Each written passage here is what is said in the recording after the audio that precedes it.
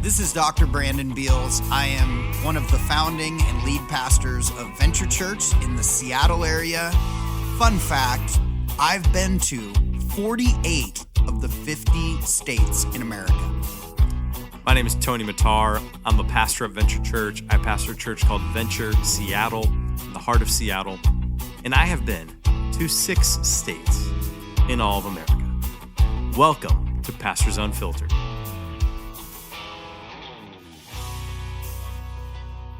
Hey everyone, welcome to Pastors Unfiltered. My name is Tony. I am rejoined by my lovely co-host, the Reverend Adjunct Professor, Cigar Aficionado, Bigfoot Aficionado, Brandon Lee Beals. Pastor Brandon, how are you today? I'm great.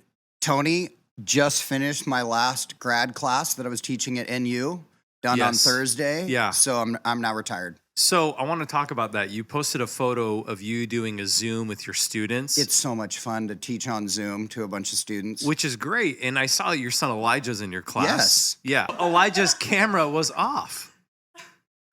Well, all What's I up can with think that? is that maybe he has to go to the bathroom a lot.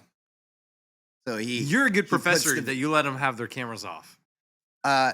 Tony, I got to be honest. You have your camera Trying to off. teach to students via Zoom when you know they're not really listening I know. is really complicated because Yeah. the class is 3 hours long. They're literally playing pickleball while they listen to you. They have like an AirPod in. Yeah, You know they are. there's always some reason that someone can't come to class and hop on the Zoom, and it is what it Well, is. it's good to have you back. What did you think of the episode of John Plotner? I only listened to the first 30 minutes of it, Okay. but I did enjoy it. I thought David and John were excellent. Oh, just David and John, huh? And you were, of course, Sorry were good I too. hosted it while you were gone. My bad. Okay. I'm trying to think. There was something that stood out to me, but I When David cut me off in the beginning? heard a lot about that from lots of people, by the way. Yeah. One He of- just went right in. One of the email comments that I got from somebody was David got cut off and they wanted to hear more of what David thought. But I don't really know what they were talking about because I don't think I got that far into the podcast. Dude, David and I had a night in Seattle that night. We had a worship and prayer night. And at one point, I look over at David, and he's singing, and because he was playing keys, but then I look over, he's not playing keys, but somehow the keys are still going. I don't know what he's doing. And he's in the corner by the drum cage, dancing, shouting, and like spinning in circles. Hey, everything I've heard about that worship prayer night was amazing. It was pretty epic, I'm not going to lie. My favorite was pretty thing good. is the reel where David and Vinny are like 2 feet away from each other, both jumping up and down, staring at each other. It was this- very Hispanic Like you would have Pentecostal. thought they were married or something. Like it's sort of like Chris Stapleton who sings to his wife. when You he don't do that sings. to your wife? You guys don't jump in a corner and sing? We do that every prayer retreat. Right, Anyways. I had a hard time when we had that marriage conference, Oh, and dude, the that was couple the made us worst. stare into our spouse's Do you eyes remember for that? 5 And then, like, minutes. what did they make us say? Like, we had to like stare for like a It straight was the minute. most. It's why I've never brought them back. I couldn't do it. No, I couldn't do it. Though actually, the gal that spoke is actually speaking for us in May, but I've forgiven her now. Well, this is awkward. Hey, we want to give a huge shout out to Anderson Lawn Care. Check them out for all your lawn care needs. Spring is here. They're coming out to the Seattle campus, probably coming out to your house. Did you ever tell Di that it was Micah that did the lawn work at your house? No, but if she listens to the podcast, she now knows. Well, there it is. Cat's out of the bag. Hey, you just had your 1-year birthday. We just had our 1-year birthday. As a church planner, how was it? I know. It was awesome. It Yeah, I was heard you really, had a phenomenal guest speaker. She was great. You know, Pastor Richard said, Brandon, I love Brandon, let that die. Yeah, I you know had how $1. often I hear that. If I had $1 every time I heard that. Yeah. No, it was great, PB. It felt like wow, Lord, it felt like we're just getting, like we haven't even started. Like felt like we just have spent the last year and a half tying our laces, and now we're finally to the race line. You've had a really epic first year. It's been good. God's good. As our guests will attribute, as all of us are church planners, you have fast forwarded through like 5 years of church planning in 1 year, and Oh, I frankly, know. it's not fair. No, we feel it every time. Yeah, no, I know. Okay, where were you this weekend? I was speaking at Gateway Church. I did their men's conference. They have not had a men's conference in like a decade. Wow. And it was great. Probably Yeah. about 100, 150 men at it. Spoke twice. Then I spoke 3 times for their services on Sunday. So I spoke 5 times in 24 hours. Loved it. Pastor Jeffrey Portman and Joanne, they're amazing. It's a blessing. I have a feeling they're going to be like, Gateway will be like a sister church of Venture, and we'll probably swap and do this often. But it was in Paulsville. Paulsville's awesome. It's pretty epic. Did you guys go to the bakery, the famous bakery?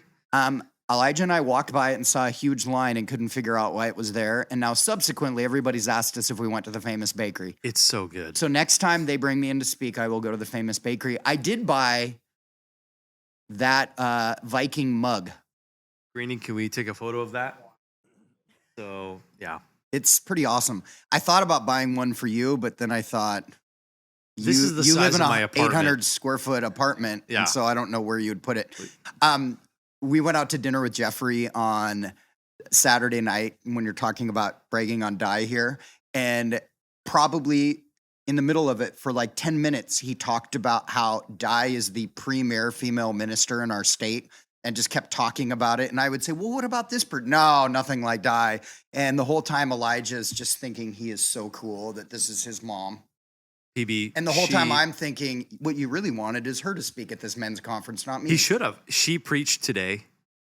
It was unreal. There's like, I feel like Di's just hit another level. I don't know how to describe it. Well, I was It's sitting in just the another ferry level line now. and I called her, and she then proceeded to preach the entire sermon to Elijah and I over. She even speakerphone. spoke in the Hebrew. Yeah, she talked about the ruach. No, ruach. Yes, No, you have to.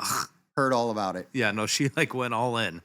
It was great. The old people loved her. The young people loved her. Altars were filled. It was awesome. Awesome. Yeah, it was great.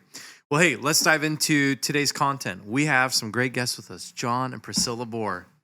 Huge shout out. Jude, do we have a button for that? What button was that? That was the clapping one? I felt it. Great. I felt it from here. Welcome. Amazing. Thank you. How are you guys? Fantastic. When did you guys get in? Yesterday around noon-ish. Is that when we got here? Yeah. My life's like been a blur. How hot is Yeah. it in Vegas right now? Vegas is not bad right now. This is the time. If you want to go to Vegas, This is go it. now. It's like in the upper 60s, low 70s. It's glorious. How is Houston right now? Houston is probably, as I spit on the Viking mug, which I can't believe goodness. I've done that. It'll Probably collect about it. the same. Probably about the same, but there'll be But more humid. humidity Yeah. and the threat of a tornado at all times. So that's how they do it. So my sister just moved to Houston. Okay. She got married, and her husband lives there, and whatever, they live there. Can I be honest? I don't get it. No, you can't be. I don't get. It's massive. Yeah. And like, if you miss an exit, you're done. Oh yeah. missed it. The Your host. feeders, like the way the freeway systems, it's I- ridiculous. But like the food in Houston. You can get some barbecue. Now, they say in Oh. Houston that Houston is an hour from Houston. So at any given point, you're an hour away from the Yeah. place you want to be. It's huge. But it is really cool. We do Yeah. like going. So I think we're going to go there this fall. It's pretty cool. The last time I went to Houston, I got a really cheap deal on renting a Tesla, Yeah, you which did. I thought was awesome until I realized Tesla charging stations No. are not 5 minutes apart like they are in the Seattle area. No. There's like 3 in all of Houston. That's Yeah. right. It's the land of the trucks, brother. Yeah. It- That's how they do it. They It's, make the oil. it's the big trucks and the barbecue. okay, so last time, John, we had you on any type of venture content. It was during COVID. Okay. I think Priscilla was probably pastoring, doing something very spiritual. Probably. And we had you on Pastors in Cars getting donuts over Zoom. Do you Remember this? that? Do you remember We when need to bring that we back. didn't do anything to keep our jobs? Yeah, I remember that. It was great. So we ate. The first 3 episodes Did of we that eat were donuts? awesome. Then it We- kind of went downhill. we did. I don't think you did. Most of our guests actually didn't eat donuts. It was just PB and I and Morgan. Morgan would go to town on a couple maple bars. And I think you were sitting in your car and it was like a super hot day and we're on Zoom. It was like in the thick of COVID too. Like Oh, when boy. stuff was just, Yeah. for us, it was just shut down, which Yeah. was tough. It was the same there, too. It Yeah. was very shut down, which is probably why I was in a car and I just wanted to get out of the house. I was like, I'm sick of being in a house. Oh yeah. So tell us about you guys. Oh my Well, goodness. speaking of COVID, Yeah. tell them about your experience with COVID. Let's speak about COVID. First, before that, let everybody know who you are. Tell us about your church in Vegas. Cool. We ministry for a little bit, coming on our 25th year. we were Pastor Brandon's favorite interns. That's what I was getting ready to say. Go Yeah. for it. Oh, I'm No, sorry. I didn't mean no, to cut you off. no, I thought you were going to just skip by that. We need to just like Wait, Well, I make was sure gonna we say know that. I Tim was his Craven favorite. says he's PB's favorite. We don't know who Tim is, but we I never heard know of for him. sure we're his favorite. Never heard of him. But that's just like a done deal. But There it is. Yeah. Okay, so Sorry, favorite Tim. interns. yeah, You guys were in Modesto. yeah. We were, Okay. but What were we talking? And what happened after Modesto? Oh, man. yeah. Well, we spent some time with Pastor Brandon and I, and then we were sent out into full-time ministry Okay. to Pennsylvania. So we appreciate that. Let's go. And then that went bad fast. And then Not because of them. not because of us. we didn't do it. Yeah. Were you guys And- in Scranton? No, it was a place called Chambersburg. Oh. Yeah, it was very into Civil War. Yes, they were. It was like the reenactments in the fields, and people's fathers were like, What do they call that when people wear all the outfits at lopping? LARPing. LARPing. I just saw it at Yes. Comic-Con. Big It's actually LARPers. pretty awesome. I love LARPing. Yes. Anyways, yeah. We've had a, yeah. done so that, we went Vegas, Tampa, there. Yep. All of it. Houston. Great And then- locations. Yeah, all very warm. Yeah. And then we launched out of Houston to plant a church in Las Vegas. And how long ago did you guys launch the church? 9 years. Yep. In Oh. February is 9 years. We just Yes. celebrated 9 years. So you're in Houston. Why Yeah. leave Houston? So it's complicated. yeah. The whole thing is very complicated. We actually live part-time in Houston, and then we live part-time in Vegas. But that's like because of John's COVID story. I don't want to steal your Yeah, no. story, but But we were on staff at a church out there, which is what launched us out Yeah. to Las Vegas. And we get the church off the ground like so many different people. You have this great launch Sunday, and then you show your church planting prowess. I think we launched about 300 people. Yeah. And then we grew it right down to 100. Yep. That's how we do it. We had That's right. 21 the week 2, but yeah, that's good. ooh, 21. 21. Yeah, Yeah. that's pretty good. Yeah. Then it begins to, you kind of get your rhythm. You learn what you had before is not what you're doing now when you're on staff as a church planter. I mean, before you're a church planter, you're on staff. Everything's kind of there, and you get used to that, and you Yeah. get like, acclimated to just having everything you need. And then you plant the church, and everything's completely different. But God began to grow it, and little by little, it was like a family at a time or 2 families at a time. And that brought us up to about 2020. And we were portable, though. I don't remember. You guys already were rocking and rolling then. But we got that call that they said, your location is closed indefinitely. Yep. And I was like, can we define indefinitely? I'll be talking like 2 weeks indefinitely. And they're like, we don't know. And it turned into a 2-year indefinite for that area. And But do you remember Pastor Brandon came and we did our you service did our in a last casino? service in the casino. Yeah. You did it. And I was like, should we cancel? Yeah. Because, and I was like, no, we want to keep them going. It was at the Aliante Hotel and Casino. Oh, I remember. Yeah. Oh, yeah. And it was like, I don't know if I want to do this all the time. So I think It was in like The ballroom. conference room. It was a ballroom. Yeah, ballroom. It smelled And interesting. where exactly in Vegas are you guys? The church is in like the west part of Vegas, almost like Summerlin going into Centennial Hills. Yeah. Yeah. But, that's even a miracle for us in and of itself, getting the building that we got. Yeah. There were very few people who got buildings in COVID, but that's how God does it. He hooked it up. We ended up getting this building. Yeah. It was pretty nasty when we got it, not Yeah. going to lie. Terrible. There was a congregation of rats that were having services in there, but it felt like to us. No, It was there like, was. It's nasty. It was infested and homeless people and no running water. So just put all that together, and that's the building that God gave us. 17 different carpets, 9 different colors, Yeah. spread out through about 10,000 square feet. Tony's first building was a hot yoga studio. Ooh. Yeah, We didn't have air conditioning in the heat of summer, and we did 4 p.m. services. Yes. Yeah, it was good. We taught on hell a lot. I preached one time and lost Separation. 15 pounds. Yeah, you did. Yeah. That is something you could not do in Vegas. You could not have no air conditioning No, it's when a it's 120. So did you guys remodel it, I imagine, and just Somehow, Yeah.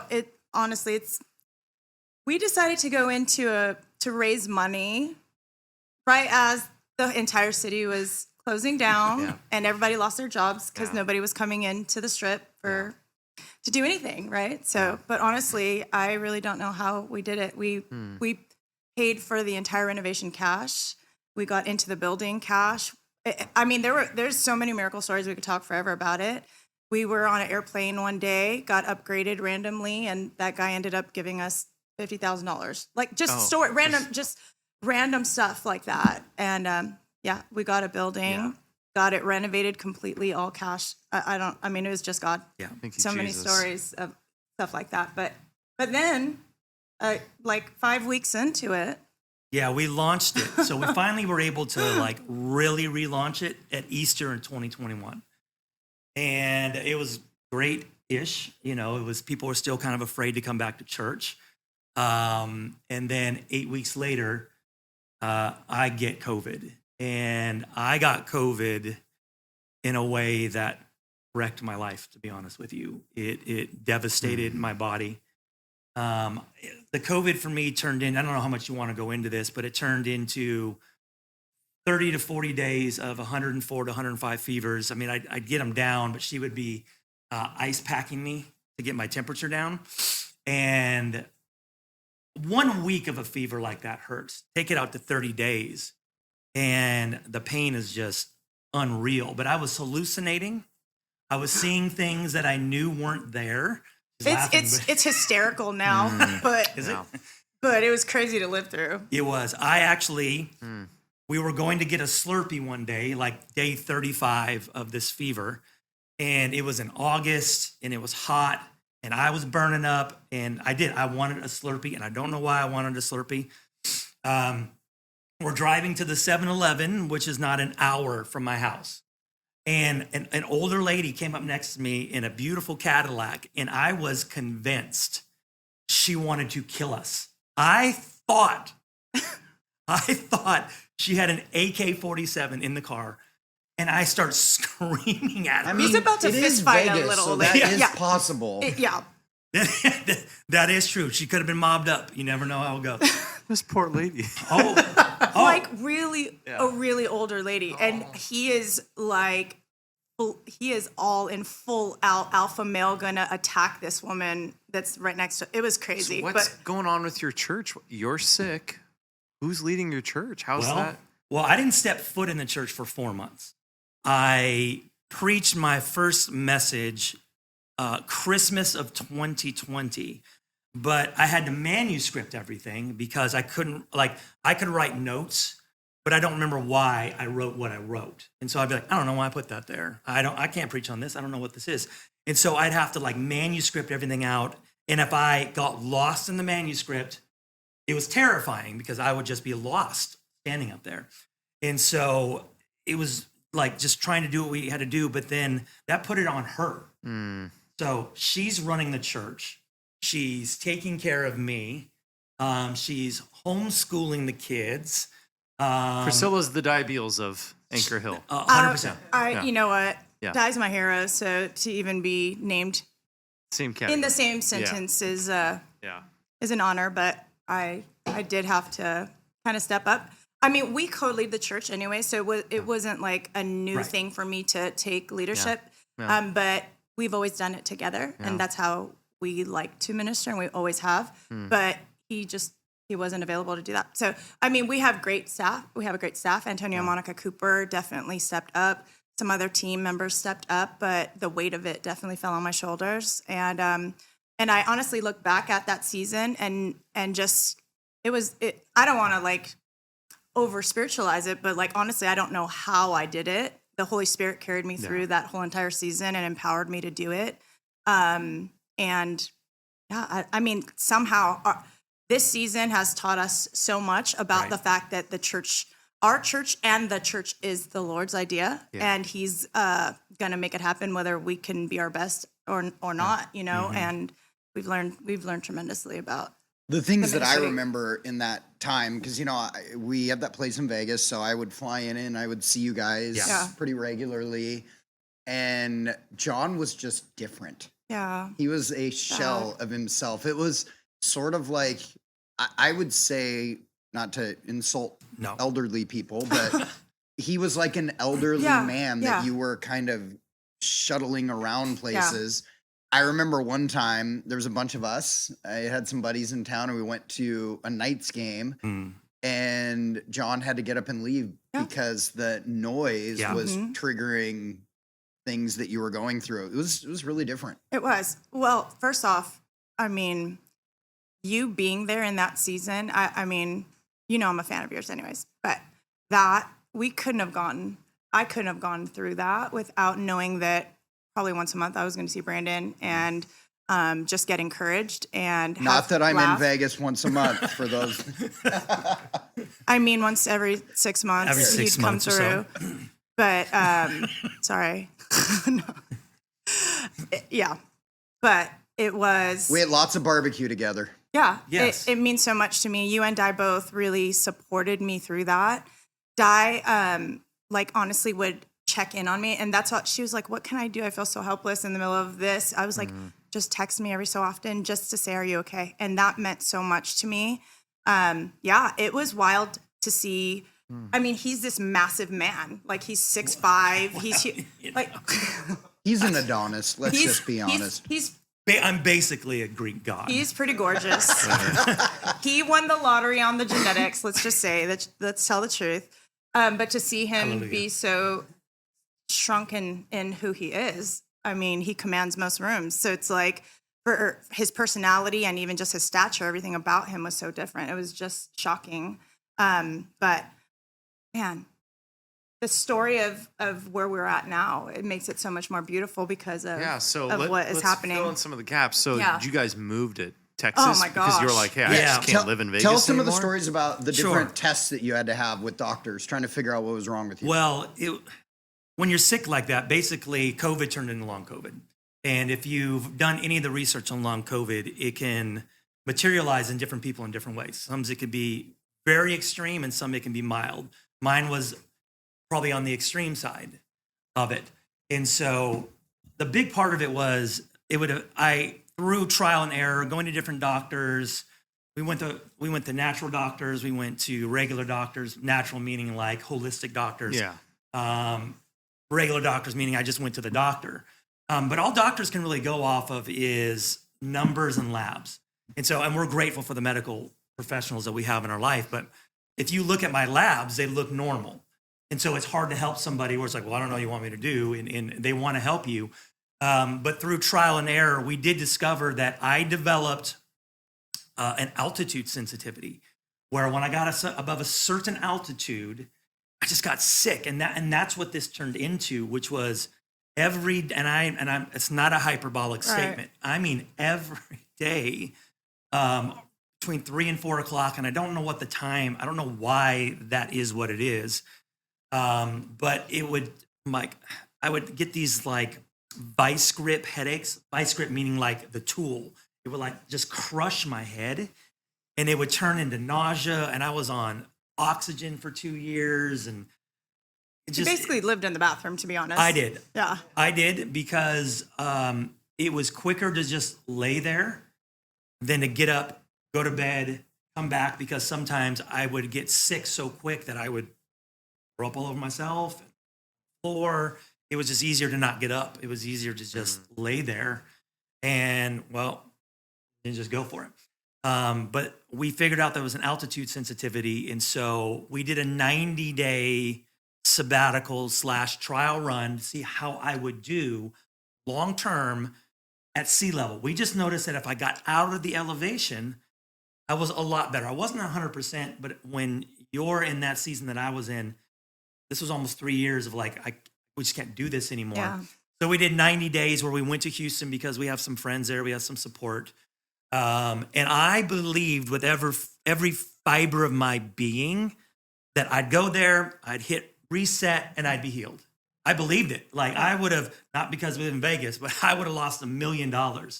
That's all it was going to take. And then I was going to come home and start re-engaging with my family again and start being at my kids' events and start taking my wife out for dates and everything that comes along with it. I thought I was going to get all that back.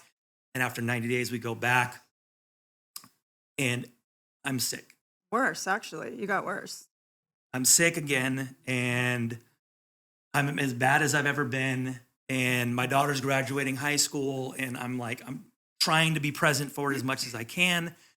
And it's just a battle. When you're sick all the time, all I wanted to be was normal. I didn't want to go to some exotic location. I didn't want to go skydiving. I didn't want to do that. I just wanted to take her out on a date past 4:00 in the afternoon and be present, because it was kind of like you said. It's weird because I knew what I looked like and how I was coming off, but I couldn't do anything about it. I couldn't snap out of it. It was the weirdest thing to like not be yourself. And I got as sick as I'd ever got when we got back. All that stuff was back. And I got COVID again, and it just completely wrecked everything. And we knew that we had to try to make a permanent move. But our church is in Vegas. But we had a rental house in Houston that we'd kept all these years as a source of income, because when you plant a church, brother, you get some money in. So we kept this house, and Tony just lives in an 800 square foot apartment. Oh, brother, we just understand. And a Sugar Mama 800 square foot apartment. Both good job. works together. Yeah. You church planters end up with like awesome wives, man. Yeah, that's how we do. Yeah. That's how we do it. But we moved back because I couldn't do it.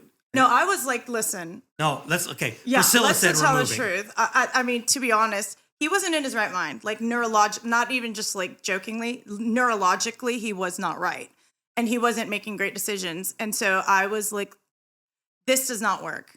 So like, as pastors, we've always told people your first ministry is your home and your family. And we have found a solution. It just means we can't put our church first. Right. And so we have to make a decision here. Are we going to live out what we truly believe, which is your family is first? Or are we going to put the church first? And can we come up with a solution? And creatively to see if we can keep both. And if not, then that means that somebody's supposed to be the pastor of Anchor Hill and it's not us. Because I'm not losing my family. I'm not going to let my kids suffer anymore. And so I'm just going to have to make this call. And it took us about 6 months to execute that because we both were grieving. You know what it's like. You're planting you give everything, blood, sweat, tears, everything to it. And it was like, we can't do both. We can't live in this city. For some reason, God told us to plant a church in a city we can't live in for whatever reason. So I had to say, listen, you're not thinking right. And in your right mind, I know you would make this call. And so I'm going to have to start making some choices. And I'm going to choose you and our family. And so I started making phone calls, and we called a board meeting, staff meeting, and we thought our team and everybody was going to say, this doesn't work. We can't not be present as pastors. And they actually wanted to come up with a creative solution where we would still be the lead pastors, but travel in. And so for the first year, we travel in once a month, and we'd still have Zoom meetings with our staff. We'd take counseling sessions or whatever, anything that people needed, we'd just do it by Zoom. And we just focused on getting our whole family better, because it was traumatic for me. It was kids the went to school in Houston. We homeschool, so it didn't matter. Like, so I Sure. was just continued doing what we did. Yeah. And Wow. and so ultimately, I mean, everybody got in therapy. Everybody needed to get on some sort of health regimen, get healthy mentally, spiritually, emotionally, because we were devastated in every way. And we needed to get back to normal, you know? So help us, because for the sake of time, because we got to wrap up here soon. You guys are sitting here right now today. Yes. But you're still pastoring the church. Yep. And you live in Vegas now, right? No. We haven't been able to make that jump yet. Okay. Yeah. But you're living in Houston. Yeah. Okay. But you guys are spending time in Vegas. Lots of time. So what's different? What happened? Well, on February 6th, after I got COVID again around Christmas time, and it got worse all over again. So now I'm sick in Houston, and I'm sick in Vegas, and I'm basically sick everywhere you can imagine being sick. Literally at 2:30 in the morning, God healed my body. Yep. Supernaturally, everything changed. I just had a dream I was in surgery. And there was this huge team of medical professionals with utensils who are working on me, and my wife is there. And I don't know if you've ever had a dream like that where you kind of know what's going on. You don't know how you know what's going on, but I knew that God was there, Jesus was there. And I know this is kind of typical to dreams you hear, but the reason I knew it was God is because I couldn't look at him because he was radiating so much light but I just knew it was him. And this is going to sound crazy, but I could feel heat. Like I could feel heat in the dream. And I'm sweating like crazy because I woke up and I completely sweat like you break a fever. And I woke up that morning at 9 or 9:30, and it took me about 10 seconds. And this is the first thought that went through my head is, this is what I remember normal feeling like. Wow. And I'm telling you, it's been about 5 weeks, 5.5 weeks. And I have not had one problem of any kind since then. Yeah. Like a complete healing. But there's a second miracle in this, which is it was hard for us. It was challenging for us in this season because of everything she was carrying. And when I was going down to where she was, because when I get sick like that, I would get up out of the way and go stay in the guest room, which was a lot of the time. When I went downstairs to be like, hey, I think it's going to sound crazy. Pastor, great man of faith here. But I wasn't even sure. I wanted to tell her what happened. And when I went downstairs, I didn't say one word to her. I walked downstairs and she said, I saw you, and literally all 4.5 years of the frustration, the disappointment, the weight, the stress, everything that comes along with it was gone. Yeah, that's true. Just like that. Before he said anything. Whoa. Yeah. Whoa. It makes me emotional to process it because like, he made eye contact with me and like God fell in the room in such a supernatural way. And I mean, both of us were not in a good place. Our marriage wasn't in a good place. Everything about who we were was devastated by the fact that in December he got it again. And now he's sick everywhere.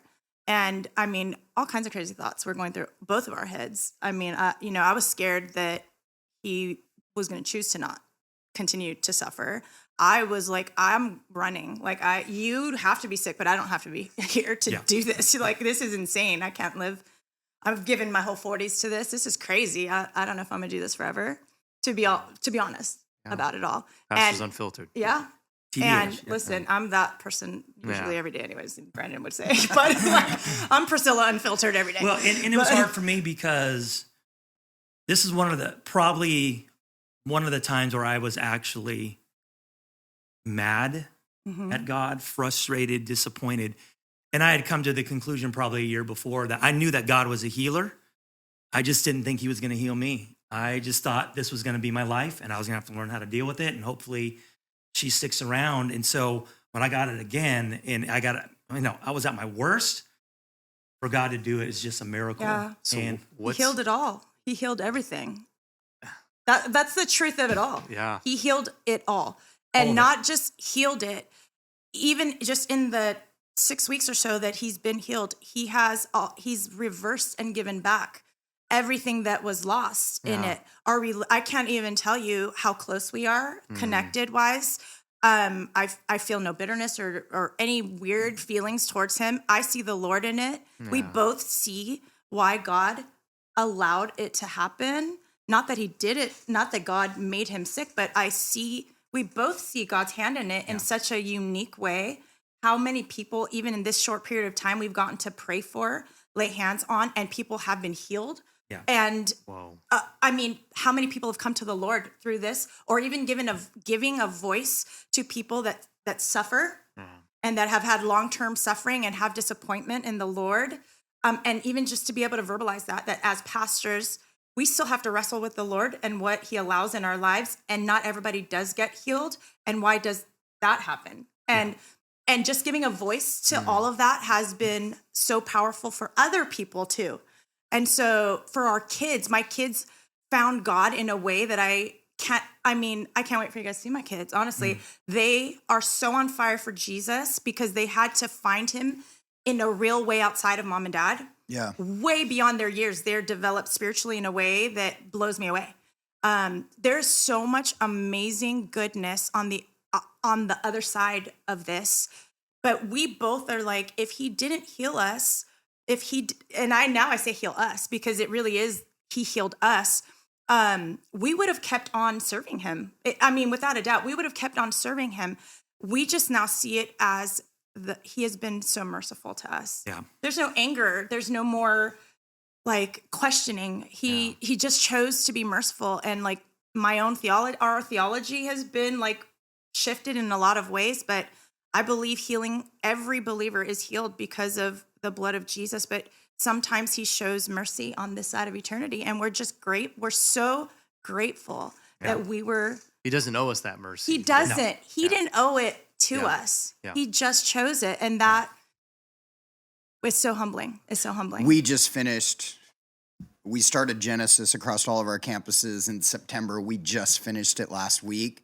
And I summed up the whole series last Sunday. It was the message that I sent to all the campus pastors that when you see like 50 years go by or 200 years go by in the Old Testament, we brush over that timing. We just think, well, Abraham got a promise, and the next thing you know, Israel was a nation.